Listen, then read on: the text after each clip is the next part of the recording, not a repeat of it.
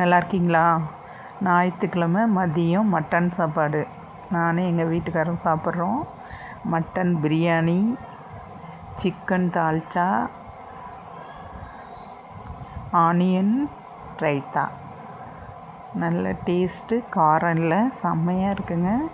நல்ல பஞ்சு பஞ்சாக மட்டன் வெந்திருக்கு, சிக்கனும் நல்லா வெந்திருக்கு. ஆனால் சிக்கன் சாப்பிடவே தோணலை பாருங்கள். மட்டன் பிரியாணியை விட்டு அந்த நெருங்கிட்ட போக தோணலை. அந்தளவுக்கு டேஸ்ட்டு, சும்மா அள்ளி செம்ம டேஸ்ட்டுங்க. சாப்பிட்டோன்னே மறுபடியும் வாங்கி சாப்பிட்ட ஒரே சாப்பாடு மட்டன் பிரியாணி தான். வாங்க எல்லோரும் சாப்பிட்லாம். சண்டே மதிய சாப்பாடு.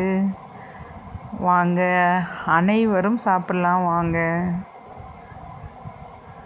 எல்லாருக்கும் பத்துமான்னு கேட்காதீங்க, கண்டிப்பாக பத்தும்.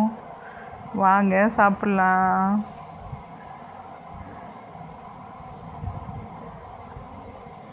சாப்பிட்லாமா? தூள் அள்ளுது பாருங்க. நான் எங்கள் ஆத்துக்காரை விட நான் தான் நிறையா சாப்பிட்ருக்கேன் இன்றைக்கி. மட்டன் பிரியாணி செஞ்ச வீடியோ நெக்ஸ்ட் இதில் போடுறேன், பாருங்கள். நானே செஞ்சது தான். எந்த பெசரொட்டியும் சேர்க்காமல், கலர்லாம் சேர்க்கவே இல்லை. ஆனால் கலர்ஃபுல்லான மட்டன் பிரியாணி ரெடி. இந்த மாதிரி செஞ்சு சாப்பிடுங்க. நல்லா நன்றாக சண்டே ஸ்பெஷல். சண்டே ஸ்பெஷல்னால் ஸ்பெஷல் தாங்க. அனைவரும் வாங்க, சண்டே மதிய சாப்பாடு சாப்பிட்டுட்டு போகலாம்.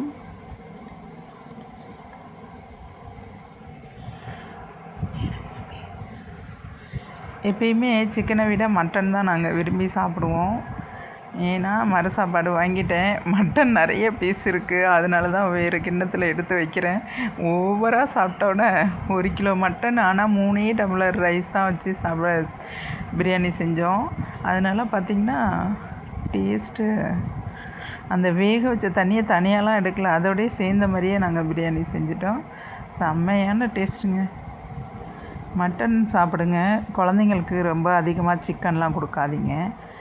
ஆமாம், சிக்கன் அதிகமாக சாப்பிடக்கூடாது.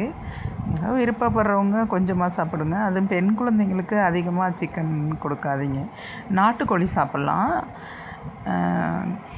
மட்டன் சாப்பிட்லாங்க. தயிர் நல்லா சூப்பரான தயிராக இருந்ததுங்க.